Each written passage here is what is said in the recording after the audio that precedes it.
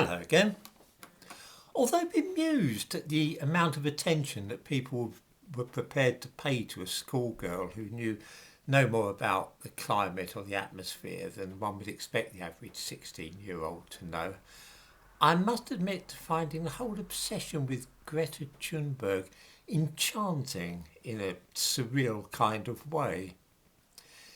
In my own mind, when reading the newspaper, I mentally divide items of news into being of either world historical importance, purely domestic interest, or just fluff. I put Greta Thunberg into the fluff category, and then, after smiling nostalgically and remembering my own daughter at the same age, simply ignored anything further about the child.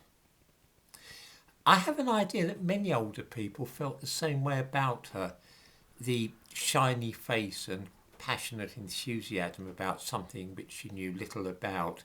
It reminded us of our own children, or even indeed ourselves at the same age. I strongly suspect too that a large part of Thunberg's appeal lay purely in her physical appearance. It must have done. It could not possibly have had anything to do with what she was actually saying, which was just standard school pupil nonsense about global warming that somebody else must have told her about. The truth is, she was very photogenic.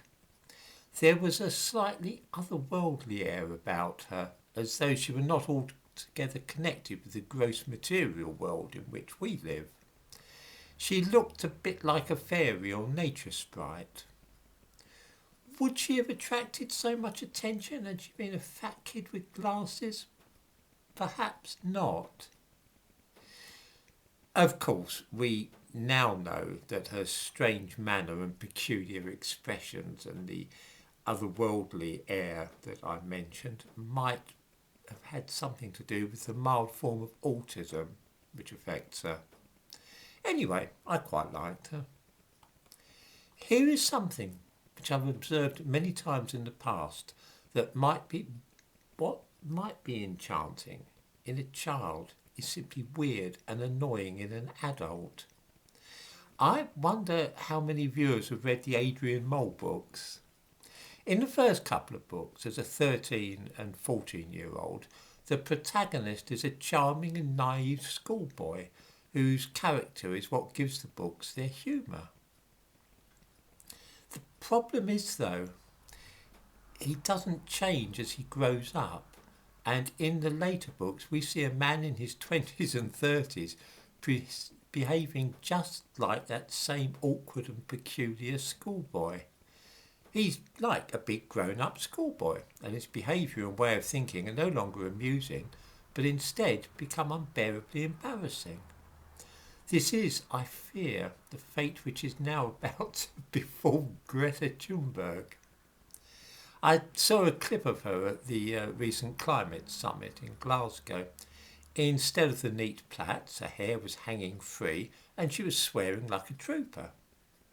I did not find her nearly as delightful this time round as when first I was aware of her. She just looked and sounded like any other irritating university student. Except, of course, she is not studying at any university.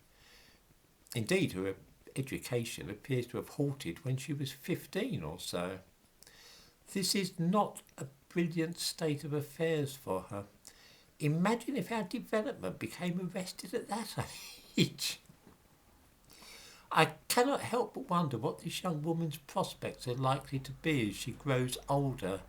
Her novelty value has gone now, because talking about school strikes would frankly be a bit weird for somebody who is coming up to 19. I wonder if she'll become a permanent protester as she grows older, a bit like those women who used to camp out at Greenham Common 40 years ago. That really would be a bit sad. Parents and other adults have a responsibility to children to see that they receive a proper education. This is not just the case in Britain, but also in Sweden, where Greta Thunberg is from. I'm not at all sure that this responsibility has been well discharged by the parents in this case, who seem to have encouraged their daughter to give up on education and devote her school years to being an international protester. We must hope for the girl's sake that she is able to grow up eventually and become a normal citizen.